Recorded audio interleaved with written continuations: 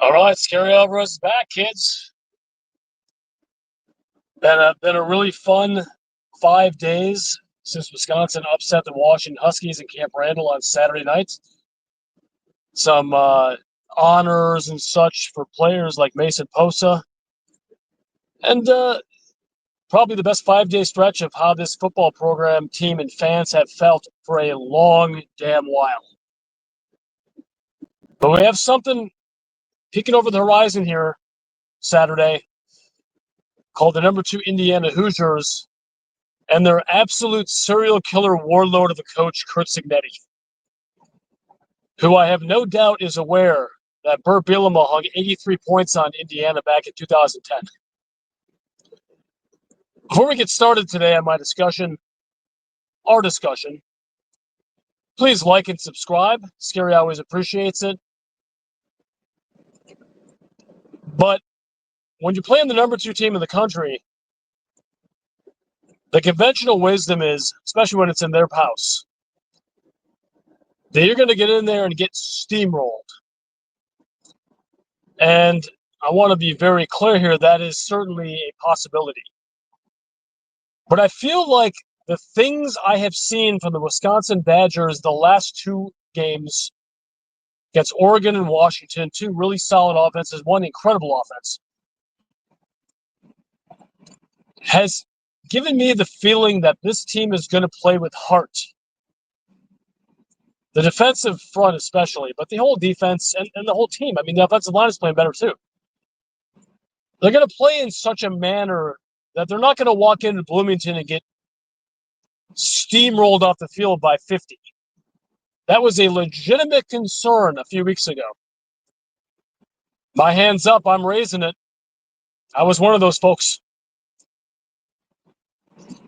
But I've seen a little bit of, the kids are calling it fick magic. I don't know about that. But we're showing some heart, some solid, dedicated play, some good coaching. That leads me to the conclusion that the Wisconsin Badgers are going to be a lot tougher out in Bloomington, Indiana for Kurt Cignetti and his lads than people think they are. Okay, I don't bet on the Wisconsin Badgers, but if I did, I would hypothetically check Las Vegas and see that Wisconsin is more than a 30-point dog to the Hoosiers on Saturday.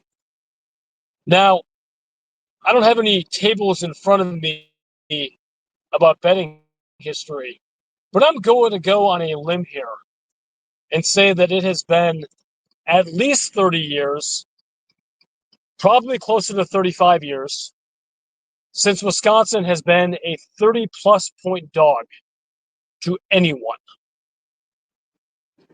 I understand that lines are a function of human gambling behavior and not necessarily a prediction of how a game is going to go, but Vegas usually has their finger on the pulse.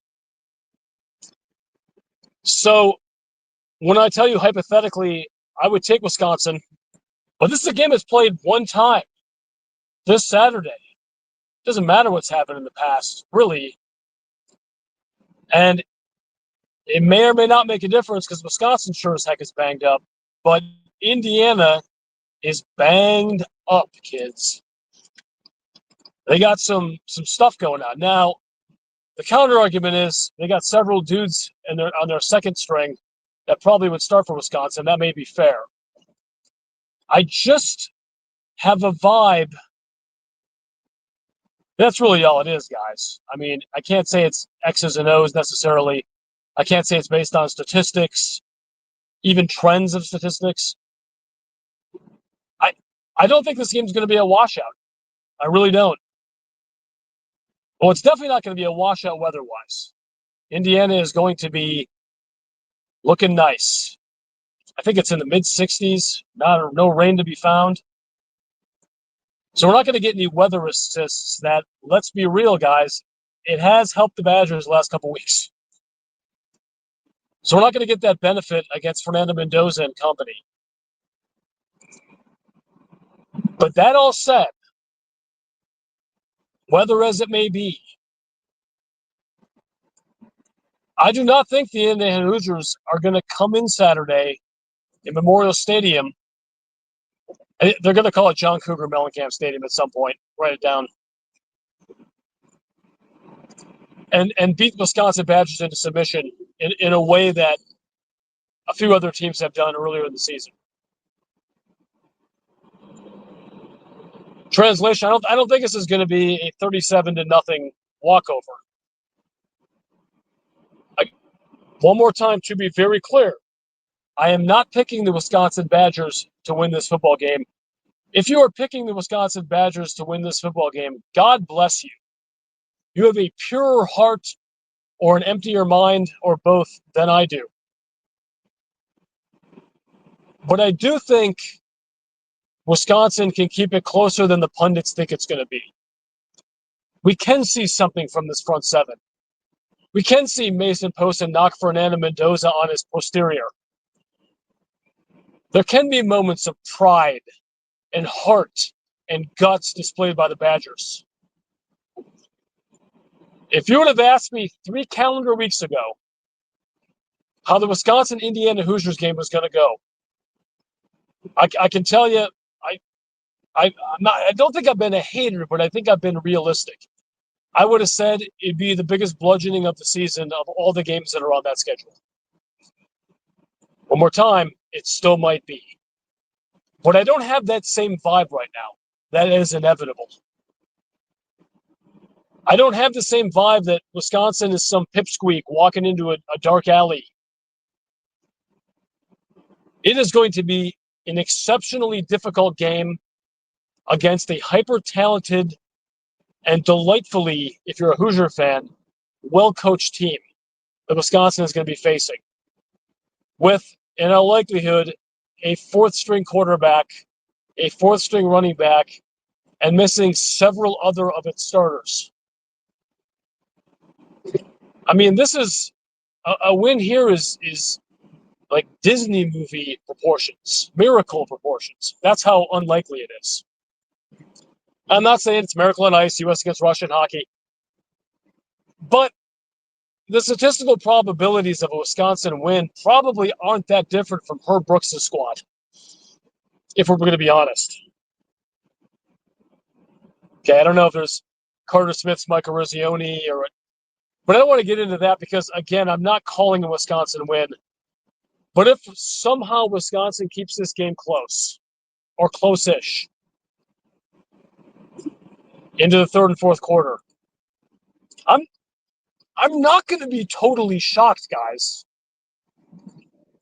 I'm just not.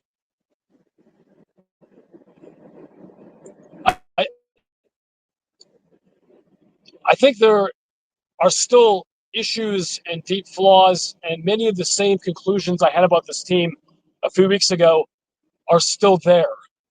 But some of the conclusions I had about this team a few weeks ago are not there. One of them was Harden buy-in. It was raw. It was after Iowa. I don't have those same questions anymore, guys. I know it's a moving target. I know things could change. But I've seen nothing, even for a large part of the Ohio State game, especially in the defensive end. I saw nothing that led me to the conclusion that Wisconsin was not fighting hard. That Wisconsin was not down to party, down for a battle. And if that continues this week in Bloomington, Indiana, against the Indiana Hoosiers, it's going to be a tougher game than most people think it's going to be for IU. And I, for one, am down with that. Scary Alvarez is out.